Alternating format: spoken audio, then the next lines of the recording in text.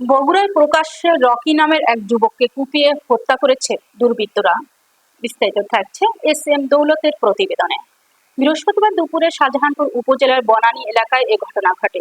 নিহত রকি উত্তরপাড়া এলাকার বিলাল হোসেনের ছেলে। তিনি এলাকায় ইট বালুর ব্যবসার সঙ্গে জড়িত ছিলেন। তবে অস্ত্র ছিনতাই সহ বিভিন্ন অপরাধে তার বিরুদ্ধে একাধিক মামলা রয়েছে বলে জানিয়েছেন পুলিশ।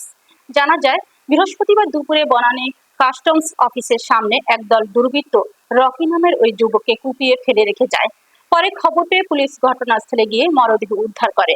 নিহতর বড় ভাই রানা জানান, আমার ভাই ইট বালুর ব্যবসা করত।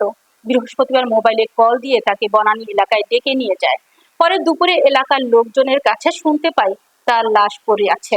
নিহতের পরিবারের দাবি, পরিকল্পিতভাবে রকিকে ঘটনাস্থলে ডেকে এনে হত্যা করা হয়েছে। শাহজাহানপুর থানার ওসি আশিক ইকবাল জানান, খবর পেয়ে পুলিশ ঘটনাস্থলে গিয়ে রকির মরদেহ উদ্ধার করে। লাশ ময়না তদন্তের জন্য বগুড়া শহীদ জিয়াউর রহমান মেডিকেল কলেজ হাসপাতালের মর্গে পাঠানো হয়েছে। নিহতর মাথার পিছনে ধারালো অস্ত্রের আঘাতে চিহ্ন রয়েছে। এ ঘটনায় জড়িতদের শনাক্তে পুলিশ কাজ শুরু করেছে। বনানী বাইপাস এলাকায় অনুমান একটার সময় এটা সংবাদ পাই, সেখানে একজনের কোপানো হয়েছে, মোটরসাইকেল ছিল সাথে। তো আমরা সাথে সাথে আসি, এসে কথা বলা তাকে মৃত্যু দেখতে পাই বা লাস্টে মেডিকেলে পাঠানো হয়েছে। জানতে পারলাম যে যিনি মারা গেছেন তার নাম রকি। তো আমরা এই হত্যাকাণ্ডের পিছনে যারা জড়িত ছিল ঘটনাটি রহস্য উদ্ধারের জন্য পুলিশ অলরেডি কাজ শুরু করেছে।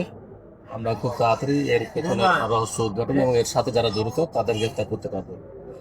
রাজনৈতিক কোনো পরিচয় আছে যারা এখনো আমরা বিস্তারিত কোনো কিছু জানতে পারি নাই। সাবজেক্ট খোঁজা হচ্ছে, সব অ্যাঙ্গেল দেখানো হচ্ছে।